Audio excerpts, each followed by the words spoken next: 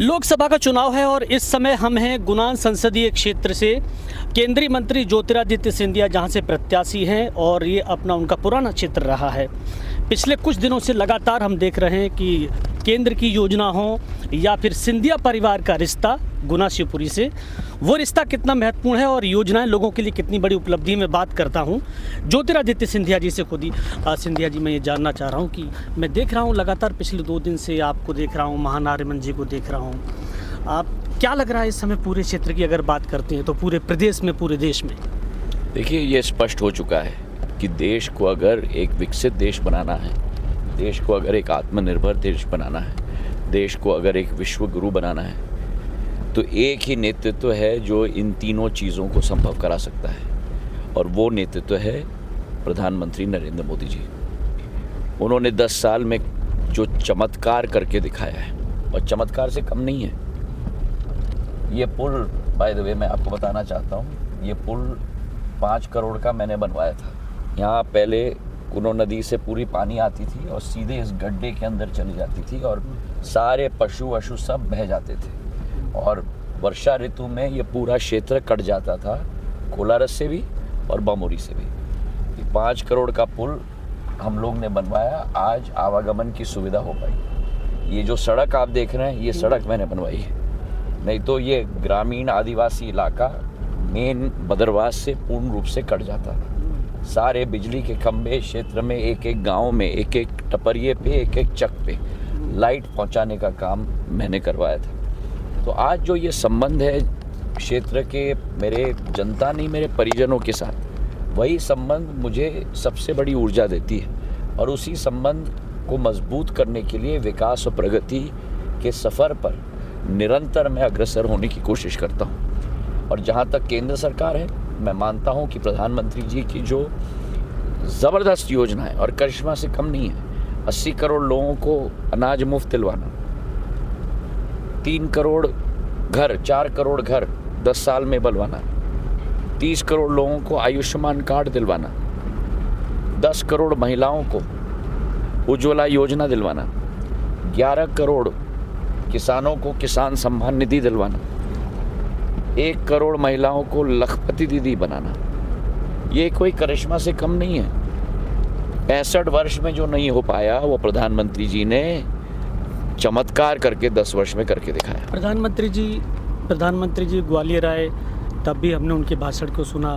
गृह मंत्री जी भी आज आए, उन्होंने भी बड़ी तारीफ़ की।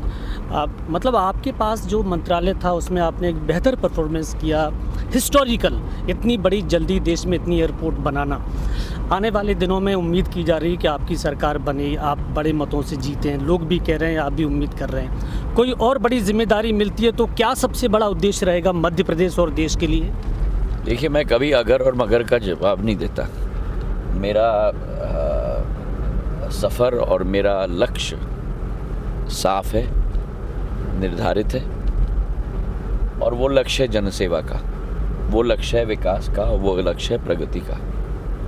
पद, कुर्सी, ये सब केवल माध्यम होनी चाहिए उस जनसेवा की लक्ष्य की पूर्ति करने के लिए, और राजनीति भी एक माध्यम होना चाहिए।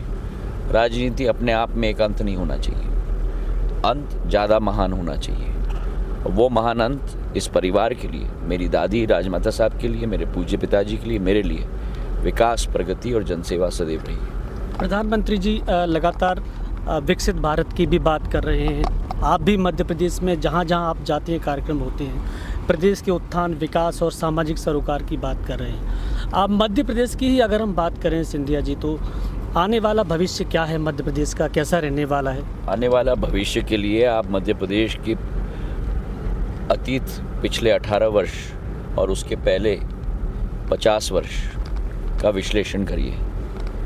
50 वर्षों में जितनी भी कांग्रेस की सरकारें थीं, आज जो स्थिति में लाकर रख दी 2003 तक कि एक बीमारू प्रदेश, खास करके उन 10 सालों में 93 से 2003 तक एक बीमारू प्रदेश का टैग लग गया था। आज स्वर्णिम मध्य प्रदेश बन चुका है। जिस मध्य प्रदेश में केवल 40,000 किलोमीटर की सड़कें थी, आज 4 लाख किलोमीटर की सड़कें, और देखिए कैसे सड़कें जिस पर आपका कैमरा नहीं हिल रहा है, ये ग्रामीण अंचल के सबसे अंदरूनी सड़कें हैं।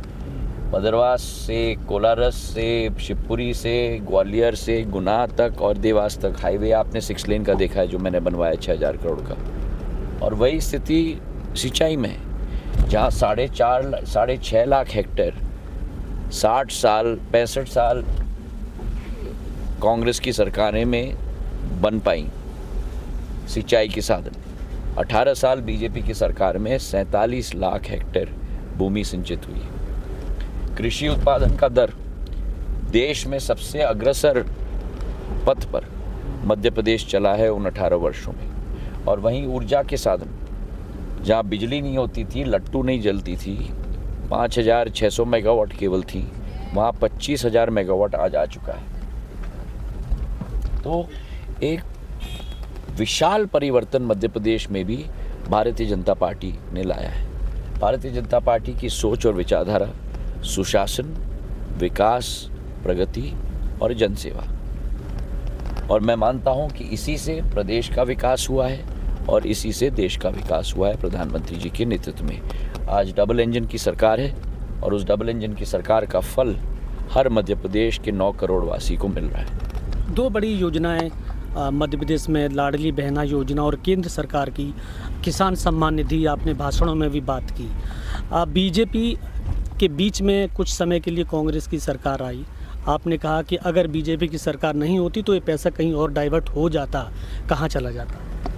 कांग्रेस के नेताओं के पॉकेट में, और कहाँ। 18 साल की सरकार का भ्रष्टाचार का चिट्ठा तो आप लोगों ने सभी ने देखा है, अपने चैनल्स पे रिपोर्ट किया है। हर विभाग में भ्रष्टाचार था, जनता की कोई सोच नहीं थी। एक ऋण माफ नहीं हुआ, एक कर्ज माफ नहीं हुआ, एक विकास का कार्य नहीं हुआ। गुना में मैं देख रहा हूँ कि सिंधिया परिवार का जो रिश्ता है वो जनता से मैंने भी बात की थी।